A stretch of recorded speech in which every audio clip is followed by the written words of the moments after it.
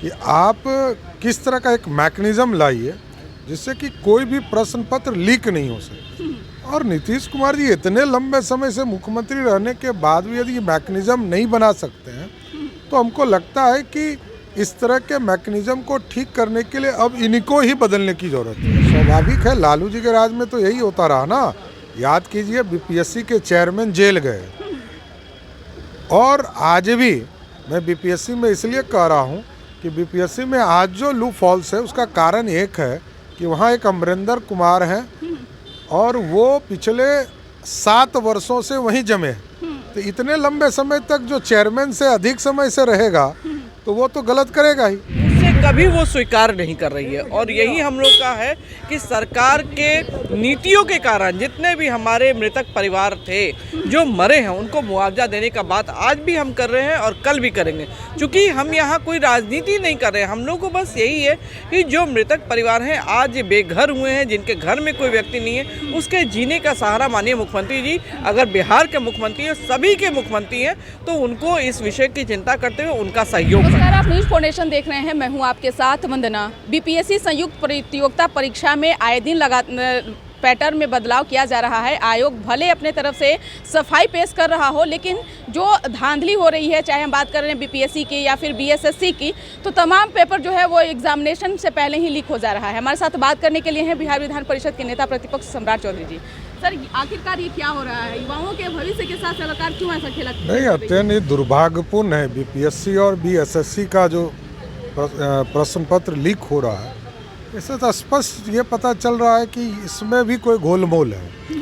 सरकार को इसको चिंता करनी पड़ेगी कि आप किस तरह का एक मैकेनिज्म लाइए जिससे कि कोई भी प्रश्न पत्र लीक नहीं हो सके। और नीतीश कुमार जी इतने लंबे समय से मुख्यमंत्री रहने के बाद भी यदि ये मैकेनिज्म नहीं बना सकते हैं तो हमको लगता है कि इस तरह के मैकेनिज्म को ठीक करने के लिए अब इनको ही बदलने की ज़रूरत है। क्या लगता है कि विपक्ष की भूमिका में आप लोग हैं, आप लोग इस मुद्दे को सरकार तक पहुंचाने में कितना हद तक के सफल होंगे? क्योंकि युवाओं के भविष्य की बात एकदम स्वाभाविक है, इसमें कोई राजनीति नहीं करना चाहते हम लोग सकारात्मक तौर पर चाहते हैं, क्योंकि नौजवानों के रोजगार की चिंता करनी है, नौजवानों को इसको मुख्यधारा में लाना है और क्वालिटी लाना है तो अच्छा परीक्षा भी चाहिए। तो ऐसे परिस्थिति में सरकार को गुड मैनेजमेंट करना पड़ेगा, अच्छे मैकेनिज्म के साथ बीपीएससी और बीएसएससी को इसमें कार्यरत कराना पड़ेगा, तभी ये संभव हो सकता है। और इसकी अच्छी से पूरे कोई चोरी छुपे जो कार्य हो रहे हैं इसको पूरी तरह बंद कराना पड़ेगा। एक तरफ तेजस्वी यादव हो या फिर नीतीश कुमार हो, दावे कर रहे हैं कि 20 लाख देंगे तो 10 लाख देंगे। अगर इस तरीके की धांधली होती रहेगी तो 20,000 भी पूरे नहीं हो पाएंगे। स्वाभाविक है, लालू जी के राज में तो यही होता रहा ना। याद कीजिए, बीपीएससी के चेयरमैन जेल गए और आज भी मैं बीपीएससी में इसलिए कह रहा हूँ कि बीपीएससी में आज जो लूप फॉल्स है उसका कारण एक है कि वहाँ एक अमरिंदर कुमार हैं और वो पिछले 7 वर्षों से वहीं जमे हैं। तो इतने लंबे समय तक जो चेयरमैन से अधिक समय से रहेगा तो वो तो गलत करेगा ही। तो इसलिए वैसे लोगों को हटाने की भी जरूरत है। तो क्या लगता है कि सरकार की मिलीजुली भगत है? एकदम 200%, इसमें कहाँ दो मत है। सरकार के लोग ही गलत कराते हैं, तभी गलत होता है। सर, युवाओं की भी अपेक्षा है कि चाहे वो सत्ता दल हो या फिर विपक्ष के लोग हों, हमारी बातों को, हमारी मांगों को सही तरीके से उठाया जाए। तो देखिए, पूरी तरह हम लोग उनके साथ खड़े हैं, पूरी भारतीय जनता पार्टी खड़ी है, पूरा विरोधी दल उनके साथ खड़ा है। लेकिन इस पर राजनीति नहीं करूँगा, इस पर सीधा करूँगा कि सीधा कार्रवाई करे सरकार और नौजवानों के भविष्य को उज्जवल करे। आखिरी सवाल है कि नए साल में नीतीश कुमार यात्रा पर निकल रहे हैं और जनता को बताएंगे कि क्या क्या काम हुआ। आप क्या चाहेंगे कि क्या कुछ नीतीश कुमार को क्या कुछ कहना चाहेंगे? नहीं, नीतीश कुमार जी को दो चार सलाहकार के साथ जाएंगे। इनको टेप करके जाना चाहिए कि टेपिंग मशीन लेकर जाए कि जनता क्या बोल रही है और उसकी समझ, क्योंकि वो तो भूल जाएंगे।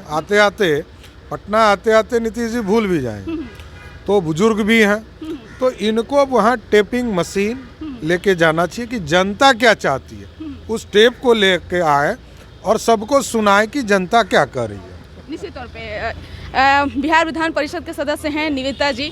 जिस तरह से आप लोग लगातार शराबबंदी को लेकर के भी सदन में उठाते रहे मुद्दे को, फिर लगातार आप लोग सरकार के कानों तक बातों को भी पहुंचाने का कोशिश की है, आखिरकार क्या कुछ ये कहना चाहेंगी?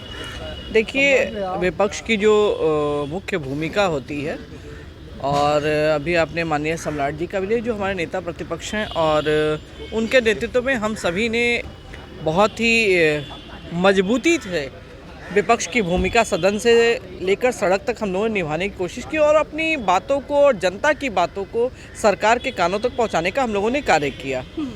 और सरकार, आप जैसा कि जान रहे हैं, ये सरकार जो अपने ऊपर जो इल्ज़ाम हो या जो वो कर रही है, उससे कभी वो स्वीकार नहीं कर रही है। और यही हम लोग का है कि सरकार के नीतियों के कारण जितने भी हमारे मृतक परिवार थे जो मरे हैं, उनको मुआवजा देने का बात आज भी हम कर रहे हैं और कल भी करेंगे।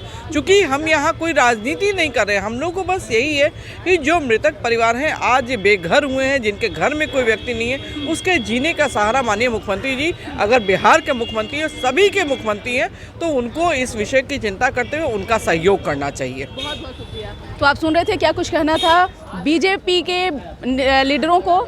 साफ तौर से इन्होंने कहा कि नीतीश कुमार जो काम कर रहे हैं उससे कहीं ना कहीं जनता काफ़ी आहत है, और बातें नीतीश कुमार बड़ी बड़ी करते हैं, लेकिन अभी बहुत सुधार की ज़रूरत है। इसका बस इतना ही। बने रहिए न्यूज़ 4 नेशन के साथ। तब तक हमारे चैनल को सब्सक्राइब नहीं किया है तो कर लीजिए। धन्यवाद।